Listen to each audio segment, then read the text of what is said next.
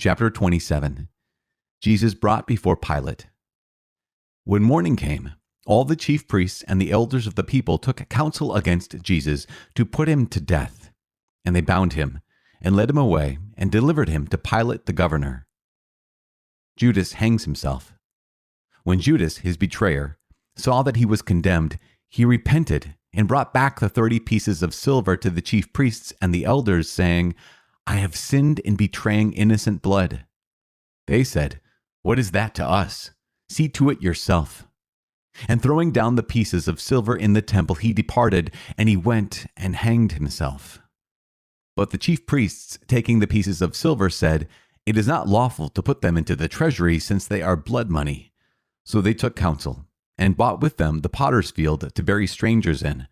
Therefore that field has been called the field of blood to this day.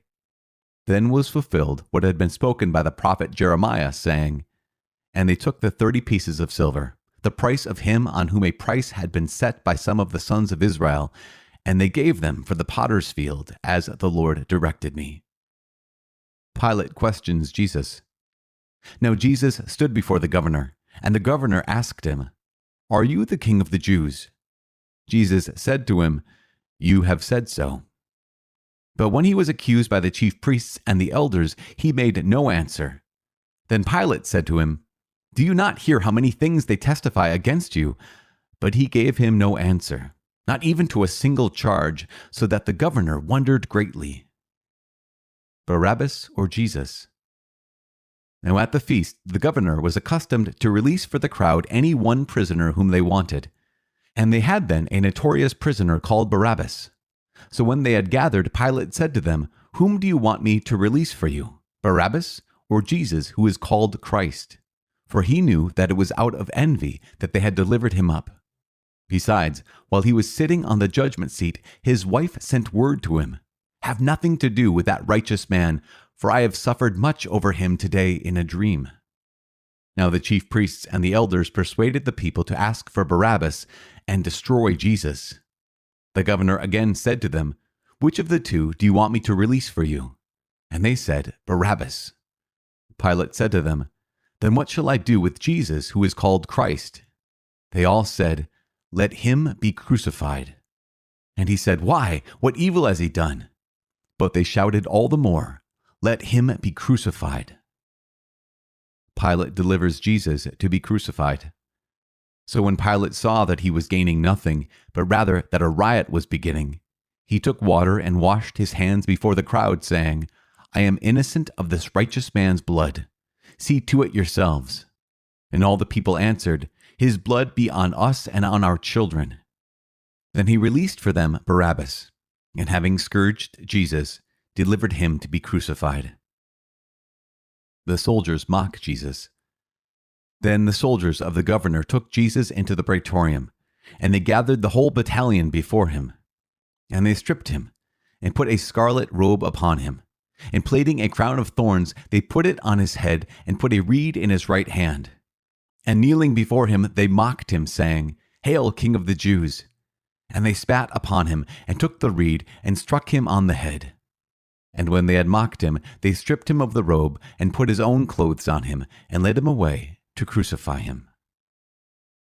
The crucifixion of Jesus. As they were marching out, they came upon a man of Cyrene, Simon by name. This man they compelled to carry his cross. And when they came to a place called Golgotha, which means the place of a skull, they offered him wine to drink mingled with gall, but when he tasted it, he would not drink it. And when they had crucified him, they divided his garments among them by casting lots. Then they sat down, and kept watch over him there. And over his head they put the charge against him, which read, "This is Jesus, the King of the Jews." Then 2 robbers were crucified with him, one on the right and one on the left. And those who passed by derided him, wagging their heads and saying, "You who would destroy the temple and build it in 3 days, save yourself. If you are the Son of God, come down from the cross." So also the chief priests, with the scribes and elders, mocked him, saying, "He saved others. He cannot save himself. He is the King of Israel. Let him come down now from the cross, and we will believe in him. He trusts in God. Let God deliver him now if he desires him, for he said, I am the Son of God. And the robbers who were crucified with him also reviled him in the same way. The death of Jesus. Now from the 6th hour there was darkness over all the land until the 9th hour. And about the 9th hour Jesus cried with a loud voice, Eli, Eli, lama sabachthani. That is, my God, why have you forsaken me? And some of the bystanders hearing it said, This man is calling Elijah. And one of them at once ran and took a sponge, filled it with vinegar, and put it on a reed, and gave it to him to drink. But the others said, Wait, let us see whether Elijah will come to save him. And Jesus cried again with a loud voice, and yielded up his spirit. And behold, the curtain of the temple was torn in two from top to bottom, and the earth shook, and the rocks were split. The tombs also were opened, and many bodies of the saints who had fallen asleep were raised. And coming out of the tombs after his resurrection, they went into the holy city and appeared to many. When the centurion and those who were with him, keeping watch over Jesus, saw the earthquake and what took place, they were filled with awe and said, Truly, this was the Son of God. There were also many women there, looking on from afar, who had followed Jesus from Galilee, ministering to him, among whom were Mary Magdalene, and Mary the mother of James and Joseph, and the mother of the sons of Zebedee. The burial of Jesus. When it was evening, there came a rich man from Arimathea named Joseph, who was also a disciple of Jesus. He went to Pilate and asked for the body of Jesus. Then Pilate ordered it to be given to him. And Joseph took the body and wrapped it in a clean linen shroud and laid it in his own new tomb, which he had hewn in the rock. And he rolled a great stone to the door of the tomb and departed.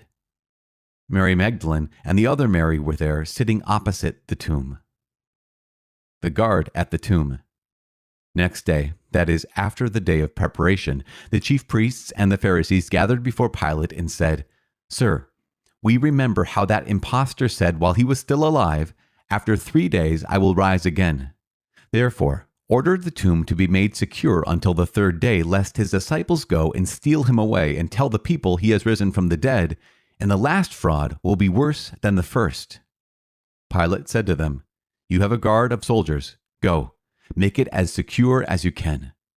So they went and made the tomb secure by sealing the stone and setting a guard.